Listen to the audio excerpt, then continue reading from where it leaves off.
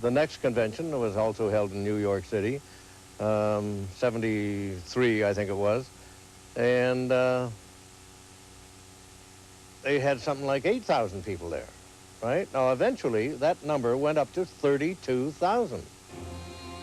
Over 250,000 fans attend conventions annually, and fan clubs can be found as far away as Japan, Australia, and Europe. Leben Sie lange und in Wohlstand. In 1991, the biggest number of fans ever gathered from around the world to honor the 25th anniversary at a 3-day extravaganza held in Los Angeles. Vendors sold hundreds of Star Trek memorabilia items, guest speakers held seminars and signed autographs, and hundreds of fans lined up to see a reunion of the original cast on stage at the Shrine Auditorium. Well, I don't know. It looks like there are about 10,000 people out there, and they've come from all over. I know they're here from Germany and England and what have you, and I'm very flattered that we're appreciated that much. It's such an honor and it's a pleasure to be here, and I've never seen such an audience as this. I was practically in tears out there. They are so kind, they're so loving, and as I think I said out there, for sure, they love us. We're amazed that there's so many people here that feel the same way we do about Star Trek. Yes. I cannot believe it. We thought we were going to be the only two. We and her did. husband was telling her, you are crazy. You're going to be the only person down there. But obviously we're not. To get a small glimpse of the effect Star Trek has had on many of its viewers, let's take a look at a Star Trek convention in action. Please welcome the one and only Mr. George Takei.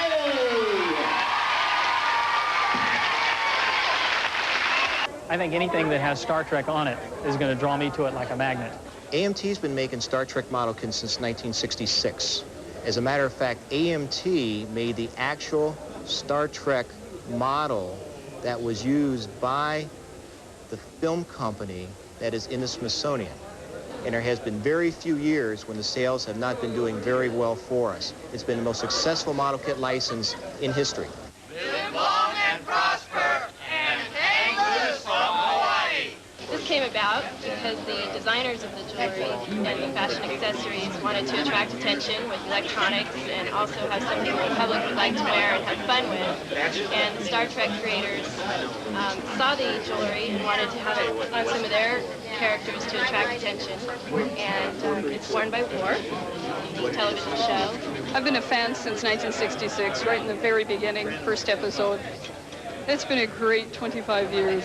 About in 1983, I got a contract. I signed a contract with the studio, and we've been under license ever since to do the official Star Trek fan club. And from 15 members in 1979, we've built the organization to 35,000 members around the world. And we expect incredible numbers during this 25th anniversary year to sign up in the club and beam on board as well. Statistics indicate that 53% of the American public consider themselves Star Trek fans, and you'd be surprised where they come from. My name is Jim Thorne. I'm an astronautical engineer in the Air Force. I work with NASA on international space experiments. I'm a fan of Star Trek because I see it as a positive future that we can look forward to and hopefully achieve in reality. Far too many people believed, and many still believe, that there are a bunch of teenagers who wear odd clothing and give odd signs and things, but they're not. Trekkers include businessmen, bank presidents, stockbrokers, college professors, and a large number of astronauts. Well, it's kind of interesting. As I watch my daughter sitting there watching Star Trek: The Next Generation, I kind of can take myself back several years ago when I was watching the initial Star Trek program, and it kind of says to me that she is looking at the same types of visions, hoping to do the same types of things that I find interesting and fascinating, and the fact that she is also working here at NASA now as a co-op student excites me that maybe she'll be able to follow on my footsteps someday. Visiting the bridge of the USS Enterprise carries a legendary mystique all its own.